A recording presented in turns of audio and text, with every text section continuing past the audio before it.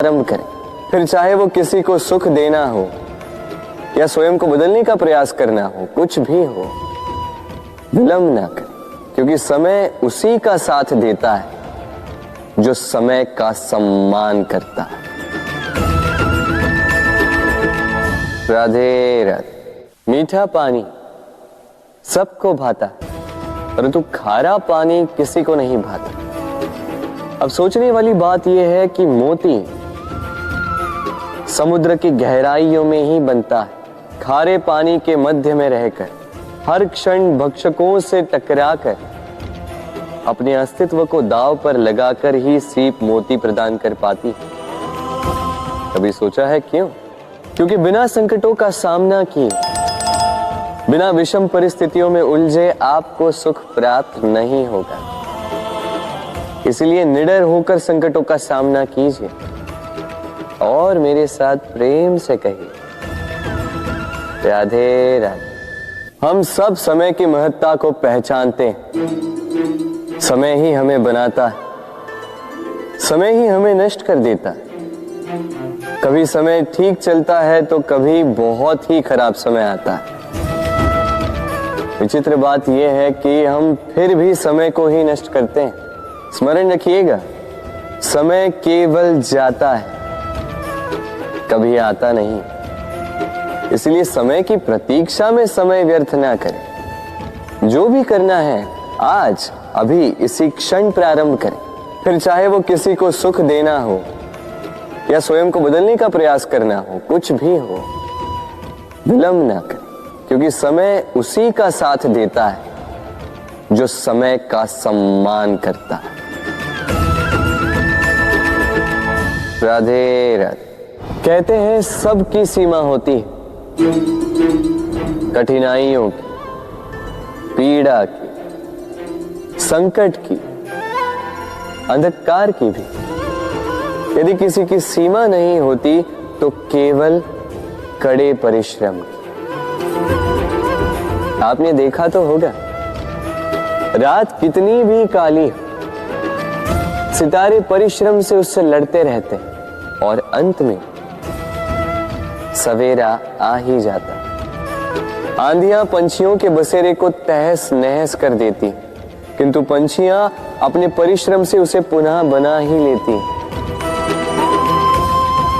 क्योंकि सीमित को असीमित से हारना पड़ता और परिश्रम असीमित।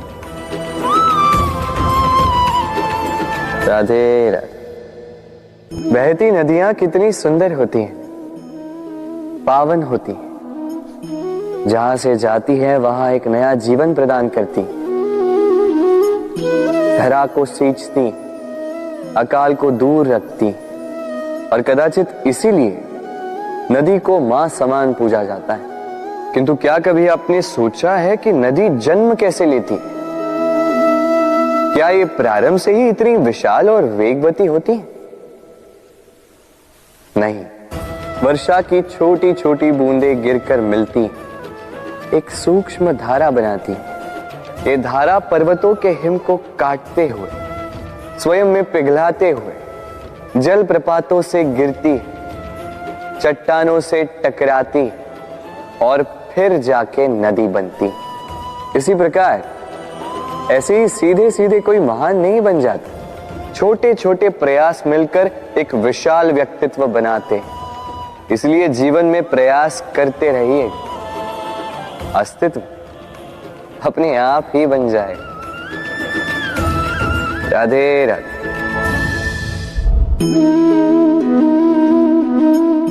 ये पुष्प देख रहे हैं आप? ये वही पुष्प है जिसका जीवन इस डाली पर आरंभ हुआ था। पहले कलिका बनकर फूटा, फिर धीरे धीरे मुख खोला, फिर अपने पंखुड़ियों का विस्तार किया, देखने वालों की आंखों में प्रशंसा देखी, मधु के लिए तितलियों को ललचाया और फिर डाली से टूटकर नीचे गिरा हुआ पाया। क्यों? नियति ने ऐसा क्यों किया?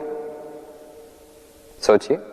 क्योंकि उस डाली पर टिके रहना इस पुष्प के जीवन का ध्येय कभी था ही नहीं। अब या तो ये पुष्प देवताओं के मस्तक पे सुशोभित होगा, या किसी स्त्री के आभूषण में गूंथा जाएगा, या किसी के प्रेम प्रदर्शन का माध्यम बनेगा। देखिए, जीवन में लक्ष्य को पाना है तो यात्रा से भय नहीं होना चाहिए। अपना अस्तित्व बनाना है तो उनकी छाव से दूर जाना ही पड़ेगा जिन्होंने आपको अस्तित्व में लाया। यही जीवन की निरंतरता है। राधे राधे।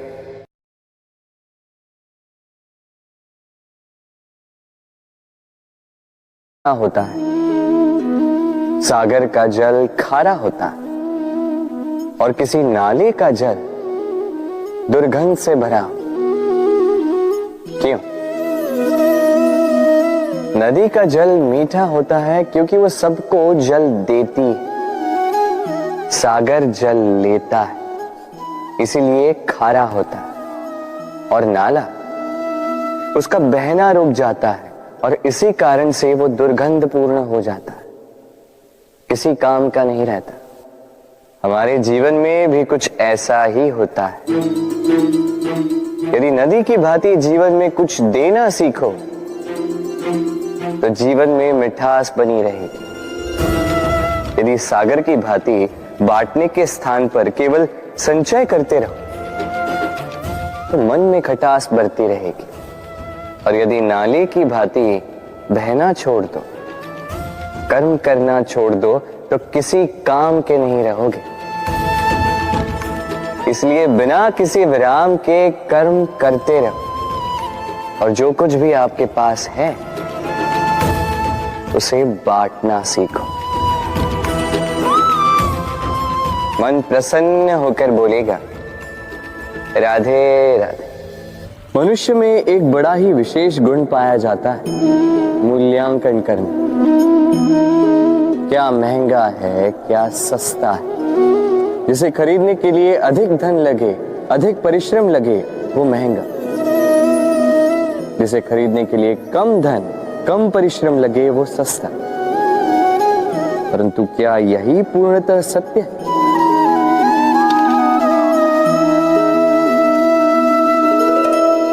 अब आपके सामने एक पात्र है जिसमें जल भरा है और एक सोने का सिक्का। बताइए, इन दो वस्तुओं में अधिक महंगा क्या है? आप कहेंगे सीधी सी बात है, सोने का सिक्का ही अधिक महंगा होगा। इस सोने के सिक्के से आप ऐसे कई सारे जल के पात्र खरीद सकते हैं। चलिए, उचित। अब सोचिए, यदि आप किसी मरुस्थल के बीचों बीच फंसे, प्यास से तड़प रहे, तब क्या महंगा होगा? तब तो आप इस एक घूंट जल के लिए अपनी जीवन भर की कमाई पाई पाई यूं ही गंवाने के लिए सज्ज हो जाएंगे। स्मरण रखिएगा, जीवन में महंगी या सस्ती वस्तु नहीं, परिस्थिति होती। और आवश्यकता पड़ने पर जो काम आए, उससे अमूल्य इस संसार में और कुछ भी नहीं। राधे राधे। ये है सुई और ये है तलवार। अब आप बताइए, आपके दृष्टिकोण से इन दोनों वस्तुओं में से क्या अधिक शक्तिशाली और महत्वपूर्ण होगा? आप कहेंगे तलवार ही अधिक शक्तिशाली या महत्वपूर्ण है। चलिए मानते हैं तलवार अधिक भारी होती। तलवार युद्ध में आपको विजय दिलाती, शत्रु का विनाश करती है, किंतु तलवार से कभी आप आपके वस्त्र सी नहीं पाएंगे। यदि पांव में कांटा चुभ जाए तो उसे आप तलवार से नहीं निकाल सकते। आपको सुई का उपयोग करना ही होगा। अब बताइए, तलवार को पाने के पश्चात ऐसे इस प्रकार सुई को खो देना क्या उचित होगा?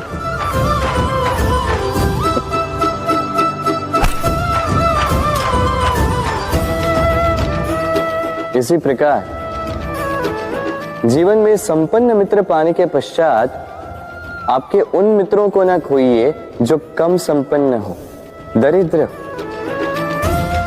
क्योंकि वो आपके साथ तब थे जब आप कुछ भी नहीं थे, और आवश्यकता पड़ने पर वही आपके काम आने वाले हैं, संपन्न मित्र नहीं। तो जिससे प्रीत की है उससे मीत निभाई, चित आनंद से जागे। राधे राधे। कुछ बनाने के विज्ञान में पहले टूटने का ज्ञान आवश्यक है था। नई सोच बनाने के लिए पुरानी रीतियों को तोड़ना आवश्यक है। ये यात्रा, ये सीख केवल राधा के लिए नहीं बल्कि सभी के लिए। फिर सभी को इस दुर्गम और जटिल पथ से जाना ही होगा। मनुष्य भावनाओं में बहकर कभी कभी ऐसे अनुचित निर्णय ले लेता है जिसके कारण वो जीवन भर पश्चाताप करता है, किंतु जब कुछ खो कर पाता है उसे वो सहेज कर रखता है। बबूल का पेड़ कितना विशाल होता है, पीपल का पेड़ भी विशाल होता है, किंतु क्या आपने कभी सोचा है क्यों बबूल के पेड़ को काट के उसका उपयोग किया जाता है और क्यों पीपल के पेड़ को पूजा जाता है? इसलिए क्योंकि पीपल का पेड़ उसके नीचे बैठे पथिक को छाया देता है, अपनी डाली पर असंख्य पंछियों को बसेरा देता है, किसी को काटे चुबाकर दूर नहीं करता बल्कि उसे शीतल छाया देकर उसकी थकान हर लेता। इस संसार में यदि आपको सम्मान पाना है तो पीपल की भांति ही बनना होगा। कुछ देना सीख, आनंद, सुख, शीतलता बांटना सीखो, और कांटों की भांति कभी किसी को कष्ट ना दो। सम्मान स्वयं चल के आपके पास आएगा और मन प्रसन्न होकर बोलेगा राधे राधे। हम सब ये मानते हैं कि हमें जीवन में कभी न कभी किसी न किसी स्थान पर प्रेम होता ही, फिर चाहे वो माता पिता को संतान से हो, ज्ञानी को ज्ञान से हो, किसी कलाकार को कला से हो, आदि इत्यादि। किंतु क्या वास्तव में ये प्रेम ही है? मोह भी तो हो सकता है। अब आप पूछेंगे कि प्रेम और मोह में अंतर क्या? अंतर है बंधन का, जो आपको बांधे वो मोह है, प्रेम नहीं। प्रेम वो जो आपको मुक्त कर विकास की ओर भेजे। चलो आपको एक उदाहरण देता हूं। कुछ माता पिता अपनी संतान को किसी अन्य नगर में पढ़ने के लिए भेज नहीं पाते, अपनी संतान को उसके मित्रों के साथ खेलने के लिए भेज नहीं पाते, चिंतित रहते हैं कि कहीं उनकी संतान को पीड़ा ना पहुंचे, और इसीलिए उसे बांध के रखते हैं। ये प्रेम नहीं है, ये मोह है। क्योंकि यदि ये प्रेम होता तो वो चाहते कि संतान माता पिता की छांव से बाहर निकलकर इस संसार को देखे, उसे समझे, उससे ज्ञान ले, अपनी अनुभवों से सीखकर अपना स्वयं का एक व्यक्तित्व बनाए। स्मरण रखिएगा, मोह से भय पैदा होता है और प्रेम से केवल आनंद। इसीलिए बांधिए मत, मुक्त कीजिए, क्योंकि यही प्रेम है। राधे राधे। संसार में संबंध बहुत ही महत्वपूर्ण होते हैं। अब प्रश्न ये उठता है कि संबंध कैसे होने चाहिए। संबंध शब्द के प्रारंभ में ही सम शब्द आता है। सम अर्थात समानता। तो किसी के साथ संबंध निभाते हुए इतना मत झुकिए कि उठने के लिए किसी के सहारे की आवश्यकता पड़ जाए। स्मरण रखिएगा, जो झुकाना चाहे वो कभी संबंध निभा नहीं पाएगा। संबंध उसी के साथ जोड़ी जो आपको समान माने, आपको सम्मान दे, क्योंकि सम्मान से ही संबंध पनपेगा और बढ़ेगा। राधे राधे। कभी सोचा है जब माता संतान को जन्म देती है तो क्या होता है?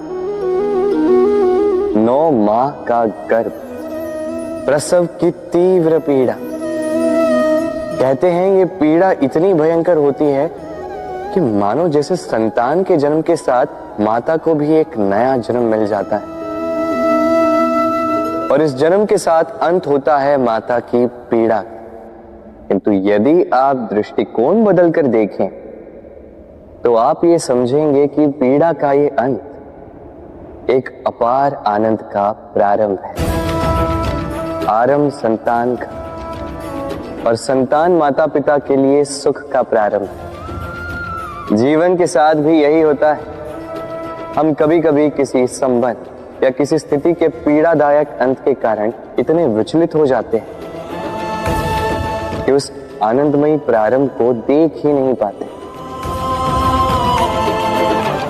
स्मरण रखिएगा, पीड़ा आनंद के प्रारंभ का लक्षण।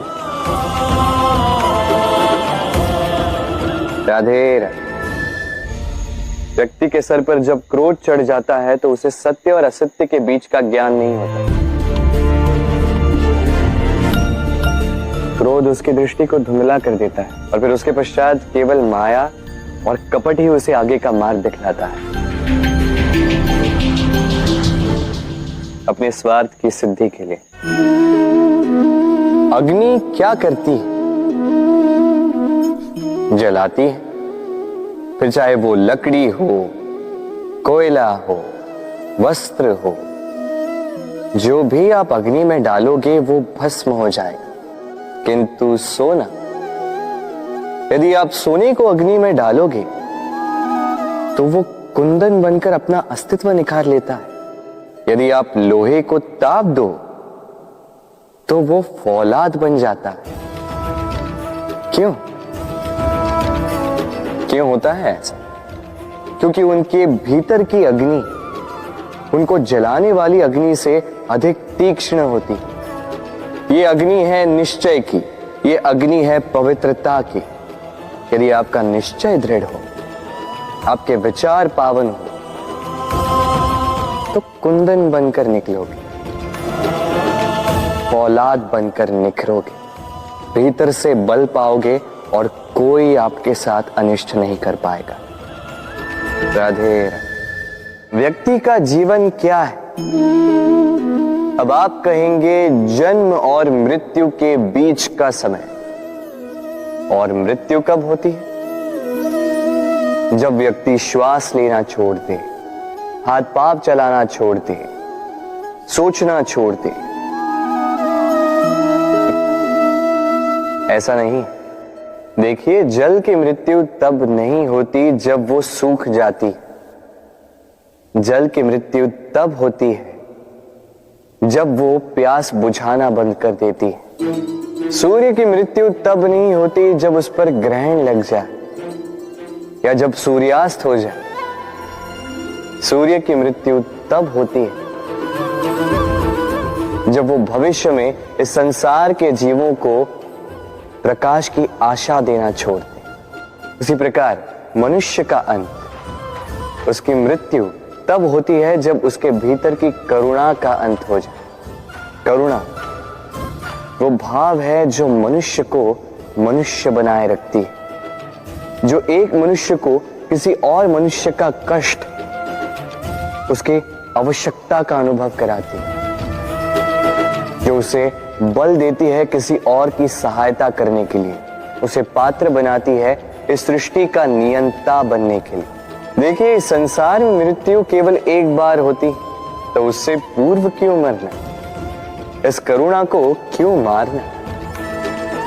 स्वयं को मनुष्य बनाए रखिए, मृत्यु के पश्चात भी जीवित रहेंगे। राधे राधे। नवरात्रि का पर्व आरंभ हो चुका है और ये पर्व अत्यंत भव्य है, क्योंकि ये पर्व जगत माता से जुड़ा है। मां, कितना छोटा सा शब्द है, किंतु ठीक से देखो तो समस्त संसार इसी शब्द में समा है, मां, जो अपनी संतान के लिए हर संभव प्रयास करती है, कुछ भी करने के लिए सज्ज रहती है। मां, जिसका सबसे बड़ा गुण निश्चलता, मन में ना कोई पूर्वाग्रह, ना कोई भेदभाव, ना कोई छल कपट, और इतनी भोली होती है मां। संतान भले ही झूठा रो दे, मां को लगता है कि कदाचित वास्तव में भूख लगी होगी। मां चाहे जन्म देने वाली हो चाहे पालने वाली, स्वर्ग, ये स्वर्ग हमें मां के चरणों के नीचे ही प्राप्त होता है। इसी मां को हमारा शत शत प्रणाम। राधे राधे। सहनशीलता मां का दूसरा सबसे बड़ा गुण। कहते हैं कि धरती से अधिक सहनशील और कोई नहीं। उसे खोदने के पश्चात भी धरती हमें फसल देती है, किंतु मां, ये मां धरती से कम सहनशील नहीं। तनिक सोचिए, 9 माह तक संतान को अपनी कोख में रखना, क्या ये सहनशीलता कोई पुरुष दिखा सकता? क्या ये सहनशीलता कोई पिता दिखा सकता है? स्त्री में शील भले, सहनशीलता की परिभाषा उसे मां बनने के पश्चात प्राप्त होती है। स्वयं का अस्तित्व भुलाकर संतान का अस्तित्व बनाती है। शिशु की लात खाकर भी आनंद से उसे दूध पिलाती है। ये होती है मां, और इसी मां जननी को हमारा शत शत प्रणाम। राधे राधे। मां का एक और सबसे महान गुण, स्वयं को ढालने की अद्भुत शक्ति। जिस प्रकार एक मां स्वयं को ढाल सकती है और कोई नहीं कर सकता। मां एक महानदी की भांति है, जिसकी ऊर्जा असीमित है किंतु अहंकार बिल्कुल नहीं। जिस प्रकार एक नदी ढलान के अनुरूप मुड़ जाती है, उसी प्रकार एक मां अपने संतान के अनुरूप ढल जाती है, चाहे जैसी भी परिस्थिति हो। उसके सोने के समय के अनुरूप स्वयं का सोना, उसके जागने के समय के अनुरूप स्वयं का जगना। संतान की इच्छा का भोजन वो स्वयं का मनपसंद भोजन बना लेती है। ये मां का आंचल ही तो है, जो धूप में छाप बनकर आता है, जो शीत में कंबल बनकर आता है। मां ऐसी होती है कि संतान की निद्रा ना टूटे, इसलिए एक करवट सोने का अभ्यास कर लेती है, और इतना स्वयं को केवल वही ढाल सकती है जो संतान की ढाल बन सकती है। इसी मां को हमारा शत शत नमन। राधे राधे। मां के 2 और सबसे महान गुण, साहस और संबल। साहस ये कि वो अपने संतान के लिए कुछ भी कर सकती, और संबल ये कि वो अपनी संतान को कभी टूटने बिखरने नहीं देगी। तनिक सोचिए, जब भी आपको चोट लगती है, चीख से पूर्व मां का नाम मुख में क्यों आता है? तनिक सोचिए, जब आपको बल की आवश्यकता होती है, साहस की आवश्यकता होती है, आगे आप अपना मार्ग देख रहे हैं जो अत्यंत कठिन प्रतीत हो रहा है, तब मुख से मां की ही शपथ क्यों निकलती? क्योंकि मां ही है जो हमें साहस देती है, मां ही है जो हमें सहारा देती है। मां जानती है कैसे हमारी उंगली पकड़ के हमें चलना सिखाना है। मां ये भी जानती है कि कैसे कान पकड़ के हमें उचित मार्ग पर लाना है। इसी साहसी मां को हमारा शत शत नमन। राधे राधे। कभी आपने सुना है, हिरणी सिंह से बचने के स्थान पर उससे जाके लड़ पड़ी। हिरणी ने सिंह पर आक्रमण कर दिया। कभी सुना है? कभी नहीं। किंतु ऐसा हो सकता है, ऐसा होता भी है, और ये होता तब है जब हिरणी के शावक संकट में हो, जब उन्हें सिंह से प्राणों का संकट हो, तब हिरणी भी आके सिंह से लड़ पड़ती है, उससे भिड़ पड़ती है, क्योंकि वो मां है और मां अपनी संतान के लिए कुछ भी कर सकती है।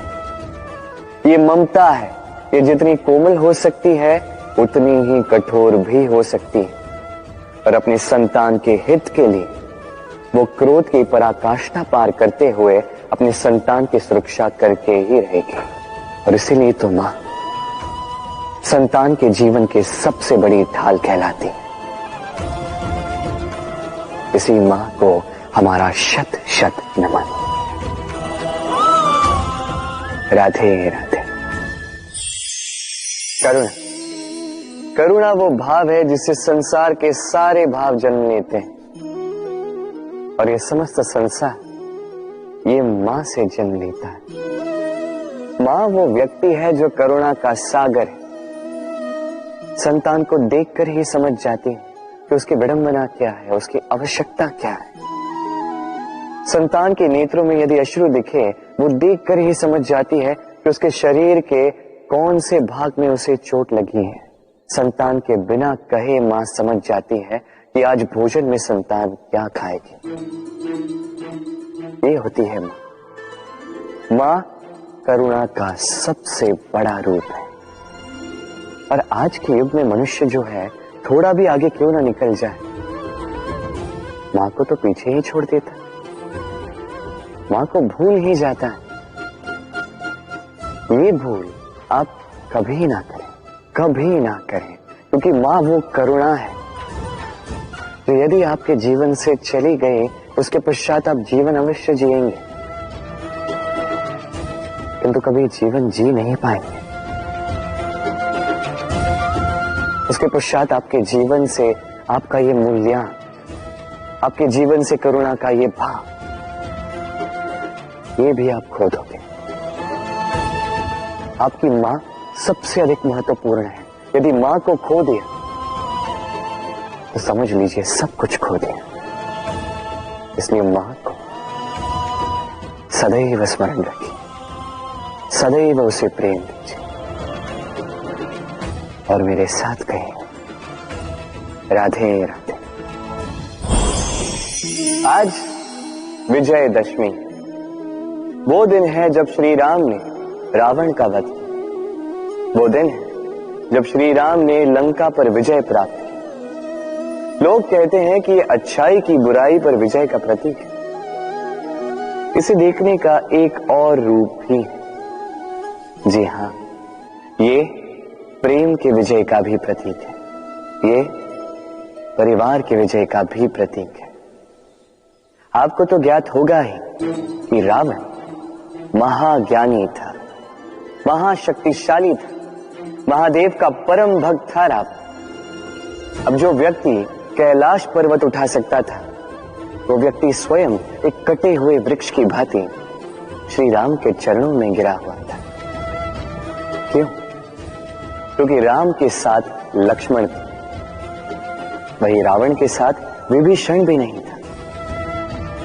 एक और परिवार में बढ़ता प्रेम था, तो दूसरी ओर परिवार में बढ़ती दरार। स्मरण रखिएगा, यदि संसार पर विजय प्राप्त करनी है तो सर्वप्रथम परिवार में प्रेम बनाए रखना होगा। परिवार में केवल प्रेम बढ़ाइए, द्वेष कभी नहीं। आप सदैव सुखी रहेंगे और जीवन की हर बाधा पर आप विजय प्राप्त करें। राधे राधे।